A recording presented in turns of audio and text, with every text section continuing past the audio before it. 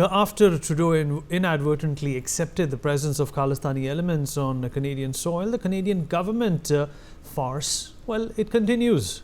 Inderjit Gosal, the SFJ coordinator in Canada, who is a close aide of Pannu, was arrested and then released within hours. He has been charged with assault with a weapon, but no concrete action has been taken despite his presence at the attack on the Hindu Sabha Temple in Brampton. Inderjit Gosal has been named by SFJ as the successor of Nijjar and claims to be leading the Khalistani referendum movement in Canada. The RCMP and the Peel Regional Police's response to the mob attack on the temple devotees has been on expected lines, with first naming and hunting Hindus and then making token arrests like the ones that they have done with Inderjit Gosal. We'll talk about this with our guest. Joining us on the show is Major General Dhruv Katoch, Director of India Foundation. Mr. Sumit Peer, Senior Political Commentator, with us on the show as well. Hardeep Singh Nijjar, author and activist, with us on the program as well. Professor Madhav Nalapad, Editorial Director of the Sunday Guardian, joins us on the show as well. We'll also have Dean Baxendale, columnist, joining us on the show as well. Professor Nalapad, it continues with Canada. You know, earlier on we were talking about the fast-track visa services that were extended to thousands of Indian students being cut down.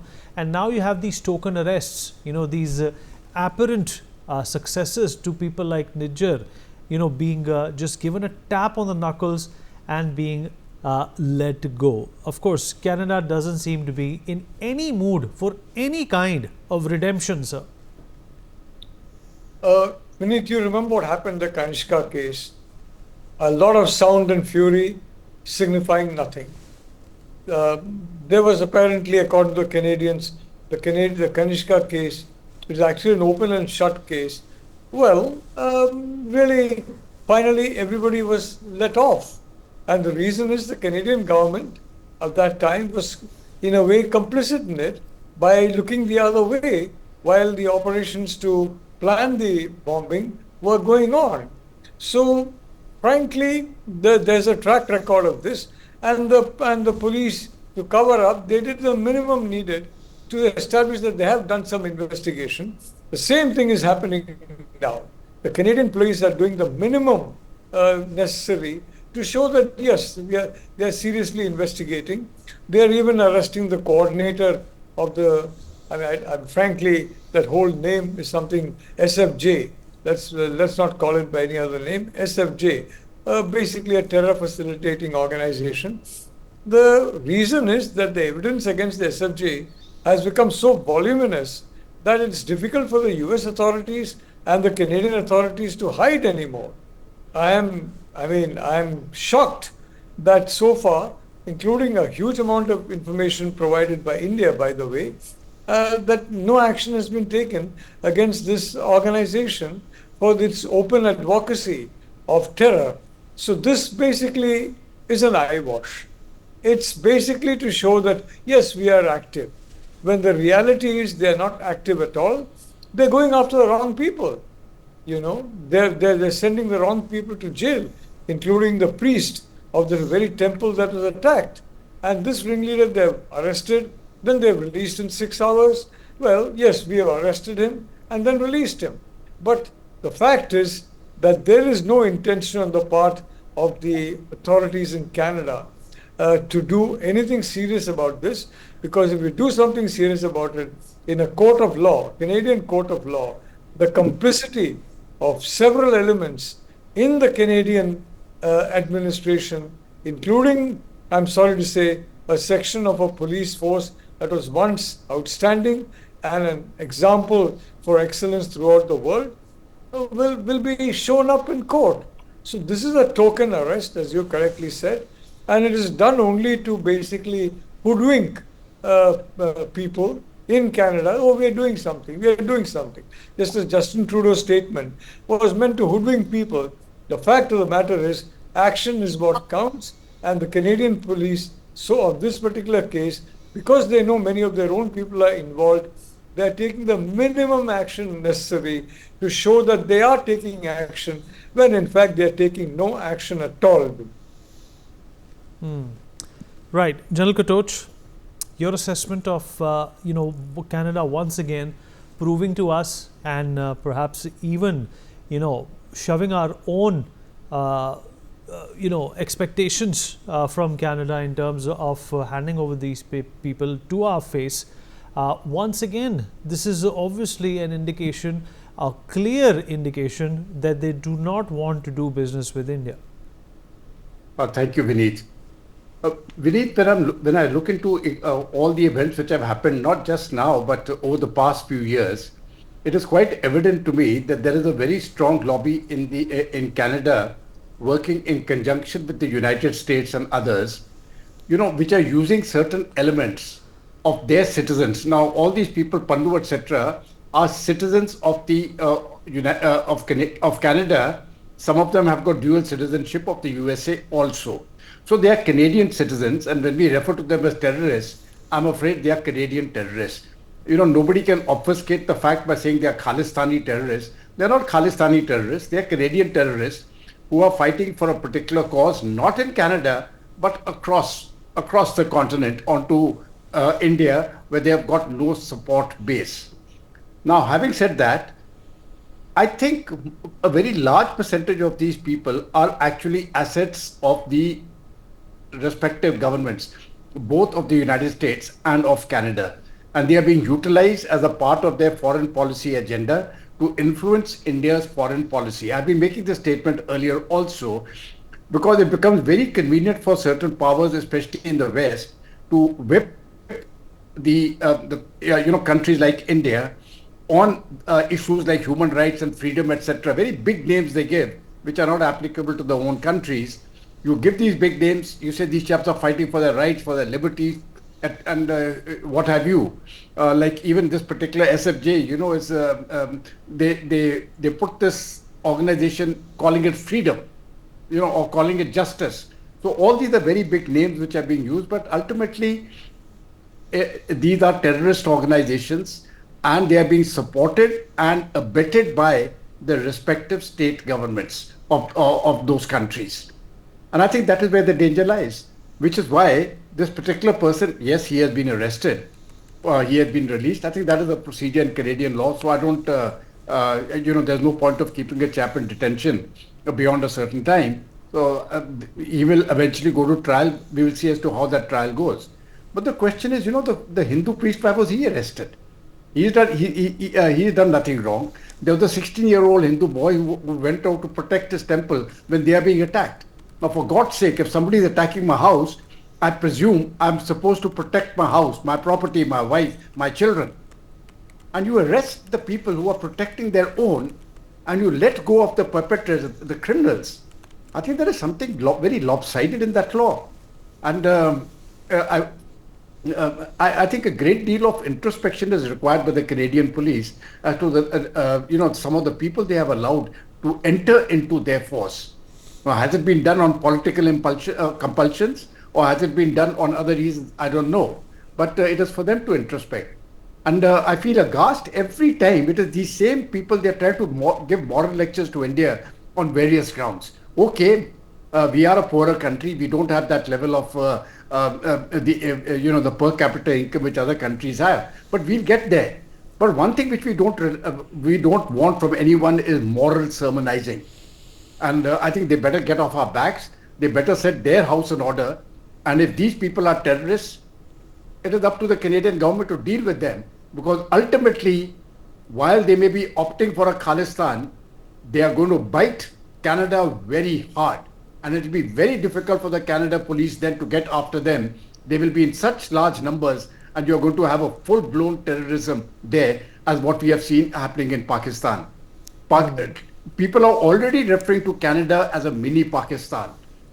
I think that is a shame, for any Western developed country to be put on the same scale as Pakistan is, a state sponsor of terrorism, a state which uses terrorism as a foreign policy goal. And I think the citizens of Canada deserve much better from the government. And I hope the sooner Mr. Justin Trudeau is out, the better it will be for everybody. Vineet. Valid point, sir. Sumit, of course, General Katoch and Professor Nalapat have nailed it on the head. But the fact of the matter is, Shouldn't Canada also be concerned, Sumit, that they are attracting all the wrong people into their country? Of course, if they are being labeled as mini Pakistan, they are not going to be attracting Nobel laureates and engineers or scientists. They are obviously going to be attracting people who want to use, this pseudo liberalized environment to pursue their own political and socio-economic agendas, and that's exactly what Canada does not understand. But that's politics 101, right, Sumit? This is something that they should very clearly understand. Vinny, thank you for having me on your show. Well, the point remains, what we are seeing today, if I can put it, this diversity of justice is mockery of the free world order. You are slapping the democratic and liberal values and spitting on them. That is what Canada is doing precisely. Because today the problem is very simple. The so-called Khalistani, alleged Khalistani terrorists, Khalistan is not a word we should use for them. Khalistan is a powerful word. These are Canadian terrorists. They are disguised as Sikhs. They are agents of ISI, they are agents of deep state, and they are there to cause ruckus everywhere. The problem in Canada is, unfortunately, now they can't say these are our citizens. They are right and left, they might look like a Sikh, they might look like a whatever, but they might carry a yellow flag. But what is the nationality of that person? What is the passport of that person? You immigrated him, you gave him the passport, you gave him the citizenship. I mean, Nijjar, when he was on a no-fly list, Nijjar was a Canadian terrorist with a Kalashnikov. He went to Pakistan for training. Why did you put him in a no-fly list? Why was he in a no-fly list in United States of America? Because he was a terrorist. Now the problem is Canada is they have created this Frankenstein. I'll tell you something very interesting. In Canada, Pakistani ISI has managed to open madrasas. You know what happens in those madrasas? Anybody can go there and he can get a 12th pass certificate from a madrasa. And madrasa gives him 99% marks. With that certificate, he goes to a Canadian university. The Canadian university accepts that madrasa printed certificate, and because he has given 99% marks, the person gets a scholarship. The person gets a scholarship, he does a bachelor's without paying a nickel, literally it's free, it's all scholarship paid, or paying some peanuts. Then the person goes to a Canadian government job. He enters the Canadian government. He might enter immigration, he might enter police, he might enter justice, he might enter customs or wherever. They might enter that is how systematically Canadian system has been compromised, unfortunately, by Canadian politicians, especially Justin and his father. They have compromised the system. The system is now such, you don't know who's on which side. You had a policeman who was trying to so-called protect the temple, but 2 days back, he was himself a Khalistani protester. Right? If that is the level of hodgepodge and that is the level of crossovers which are happening in the society and the government departments, I think Canada is running away from declaring the people, look, we have been infiltrated, we have been blown to smithereens, we have nothing in control, we have a broken system, and unfortunately we have a government who is not willing to call spade a spade. Rather than doing that, what are they trying to do is, I'm sorry to use this word, you're trying to put a lid on a shit pot. That is what you are trying to do, but that doesn't take away the problem of the nature. The nature of the problem is there, the nature of the problem continues to be there. What you are trying to do, you are trying to just cover it, put a spume root prashna here, put a little bit of deodorant here, so let the perfume, let the bad smell or the foul smell die. But that is what it is going to happen. Now look, all these people who have been asking for last 10 years, by our law, did you kind of repatriate them to India? No. Did you kind of let us take our law, handle them? No. And when these people are on your soil, they cause ruckus there, then you say, oh, India did this, India did that and all that. You have purposely broken the system for your political gains. Now for a Prime Minister of Canada, this party or that party, the challenge is, I have a Jagmeet Singh whose votes I need. I have a police department who I don't know who is a Khalistani, who is not a Khalistani. I have another immigration department. I know who is related to ISI, who is not related to ISI. Now I have a, let's say, a government transport department. I don't know whose cousin brother works for Jaish-e-Mohammed and whose Mamaji works for Lashkar-e-Toiba. I don't know that.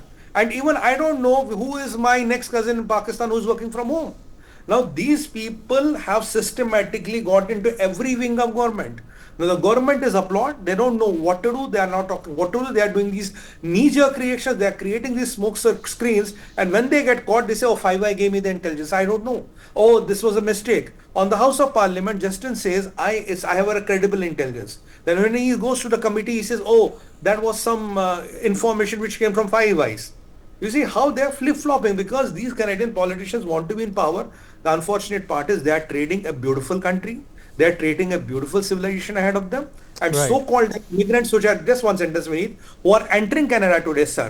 Most of the immigrants from the Islamic world, you know what they are doing? They are producing 5, 7, 9 babies. They are siphoning everything out of their social welfare system, contributing a zilch. And if things go like that, with economic growth of 1.2%, you are down a shit creek without a handle. That's my take. Okay. All right. Mr. Sikka, do you concur with what Sumit has said? And it's also obfuscating and baffling for us sitting in India as well that, your intelligence is supposed to primarily serve you, be a safe country. But Canada is not able to, properly assess that these people are misusing, perhaps the so-called good conscience of Canadians. Mr. Sikka?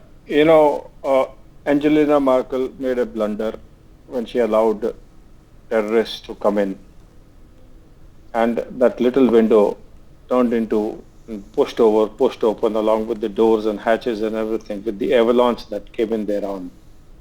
And that avalanche has literally ruined parts of Japan. Europe is suffering. The country UK is suffering. Can you hear me, please? And that's why, sir, they're on the brink of political and economic collapse. Correct. Now, our Canada is known. It's an open secret. There's nothing that Canada doesn't know about it. Drug money involvement is well known. We have, as I said, repeatedly, and it must be repeated again, even if 100, say, drones come in a month, 99 of them go away scot-free. Each one carries about 200, 250 grams. Look at the money, the kind of money that drug money is making, and from Gurdwara Havala, it goes to where? Then what is Trudeau under pressure? Trudeau is under pressure because those people who are funding him and giving him votes or promising him the moon, they are tightening the pressures and tightening the screws. Trudeau is unable to anticipate or appreciate that what transpired and what is happening in many parts of the world due to this avalanche of people, Muslim jihadis, this is going to happen to Canada. Wonderful people out there. I've known them. I've lived with them. They're one of the finest people that you will see across globe. They tolerate and they trust everybody, and they're trusting who? Sharks, and they are allowing. Are you putting me on? Hello. Go on, sir. Go on. Okay. Now, the important part is that who are these so-called Khalistani? We are failing to understand that those living in Lahore and Karachi and various parts of Pakistan, all they need to do is put on this turban. They speak better Punjabi than us, and they go as Sikhs, and they become Sikhs. Gurdwaras, which are supposed to have posters and pictures of Guru Nanak and Guru Gobind Singh Ji, are having pictures of all the terrorists over there. So the entire atmosphere is turned into what? A vicious circle. Why? Just because a politician wants to be re-elected. Why worry about Canada? What is happening in India? What's happening in Karnataka? We have some Pappu or the other, and God knows how many Pappus we have in Congress. They are going out of the way to damage India. They put it in their manifesto that 370 would be imposed again.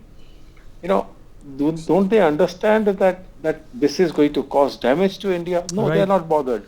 We have enemy within.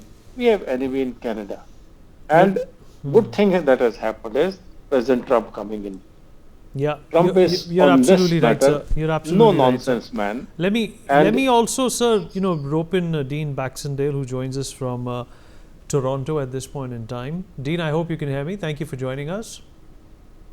I can hear you. Yes, indeed. Thank you for joining us. Appreciate your patience. How do you look at this situation? I don't know which side you're on. How do you look at this situation? But obviously, in India, it's a concern. It's a concern that a lot of these people who are wanted men in India, who want, in fact, to watch India burn, are being given this patronage in Canada. Well, first of all, I'm on the side of peace, freedom, and democracy and justice as a citizen, but as a publisher and journalist, I view this situation as particularly volatile and dangerous. I think we have as I've stated before, we've allowed diaspora politics of other nations to permeate within our own country. We've, the reality is, though, that individuals have a right to protest and or ask for what they want in any kind of democracy, which might include those who believe that you should have a free and separate state for Sikhs in the Punjab. I think this is a dangerous line, but when people cross the line and resort to violence or threaten violence, as some of the leaders have, they should be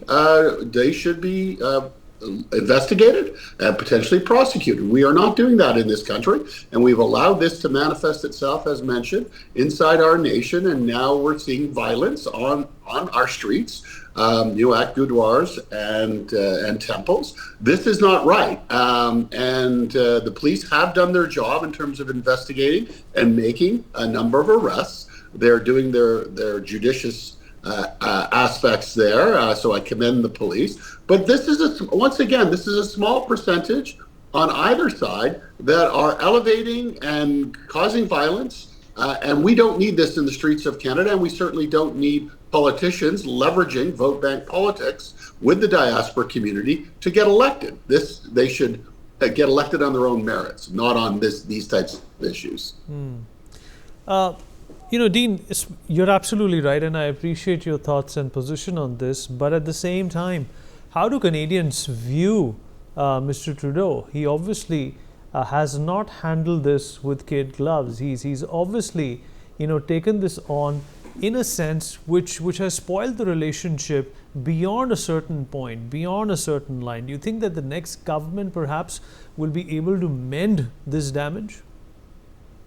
I think Trudeau was not wise to try to use this particular issue, the assassination of Nijjar a year ago, for his own political gamesmanship, and that comes with the fact that he was trying to deflect from the Foreign Interference Commission, which was heavily focused on his relationship with China, and the PRC being involved with election interference here in Canada. But the Indian government and other governments have also participated either in this same process. But Justin Trudeau is not viewed favorably, as everyone knows, here in Canada. Right now, if they had an election, they would be lucky to get 60 seats, and it would be a resounding majority for the Conservatives. The question is, will Conservative politicians really address this issue as well? And I think we really do need to understand the transnational oppression operations of multiple nations and stop this, so that Indians that come to Canada and want to bring up their families and live a peaceful life and existence, make a living, practice their religion and their customs, have the right to do so in freedom. And Hindu Canadians and Sikh Canadians, are unfortunately are the recipients of this. And many people, are tired of this kind of politics being played. Right. Professor Nalapath, your response to what Dean said. And of course, let's also remember that it's not only the anti-India rhetoric that a lot of these, K-clan people are being apprehended and, arrested for. If you look at a person like Gaganpreet Singh, who was arrested in Canada's largest illegal drug lab bust in Surrey as well. So it's not only, this stance against India, it's also, the law and order, which is in fact going very south as a result of some of these elements. Well, I agree with most of what Dean is saying, except that he believes the police are doing a sincere job. Maybe as a whole they would do, but there are elements who would not like to have the truth come out. Look, I want to point out beneath the danger to Canada, and they are a wonderful people. It's a great country. You look at, for example, the Taliban. The Pakistan government completely, protected the Taliban throughout the period after the Taliban had been defeated. And finally it came back 20 years later, and there was exultation in the Pakistan army. And today what's happening? The Taliban have turned against Pakistan very, very badly, and it's becoming a huge security problem for Pakistan. Now, now in the United States, you've got illegal migration. Trump is not against legal migration. He's against illegal migration. He's not for press censorship. He says very clearly government should have no role in censoring the press. I mean, try telling that to the present government in Canada. They're not going to buy it. The fact is that a lot of people who have come in illegally are basically people who have come in from hostile countries, and they've been trained to ensure that they become sleeper cells. And this is the problem. What is that? Let's say tomorrow, the country that's training them, the country that's funding them, the country that is basically providing much of the money for them, they decide that the United States and Canada should be targets to quote unquote teach them a lesson. They can use this very same K network to do precisely that.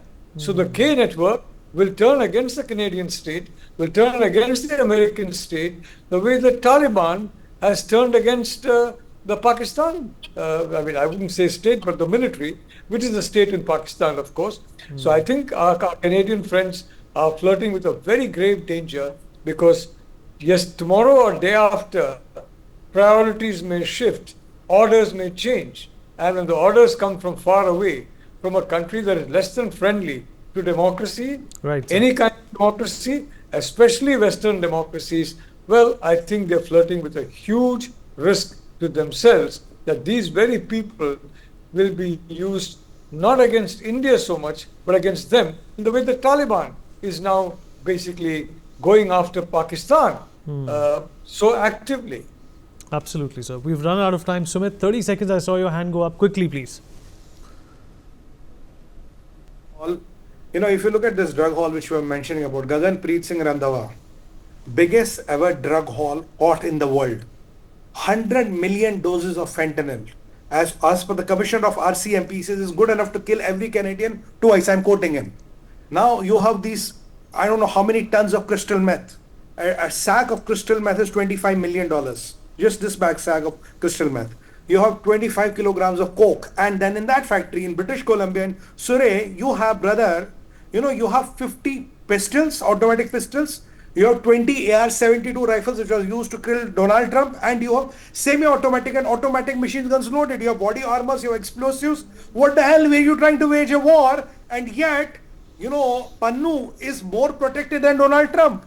You had 3 assassination attempts on Donald Trump, which God saved him, but Pannu had no attempt on him, and Pannu is more protected. And where is the government of Canada focused on? They are focused on Pannu and Nijjar. That is the apathy of whole thing. And do you think FSS is not involved in this? Do you think ISA is not involved in this? What is the source of fentanyl? It's China. What is the source of crystal meth? It's China. Your real estate is controlled by Chinese. Pakistani military are having a run in your backyard. Who killed Ripu Daman Singh? Who killed the Baloch girl? What about those killers? The only people you are trying to apprehend is a poor Hindu priest and say you have solved a great case. All right. The world is looking at you. All right, Sumit. We've completely run out of time. Appreciate everybody who joined us and weighed in on this important issue. Thank you so much, everyone. For more such videos, subscribe to the Newsx YouTube channel, hit the bell icon.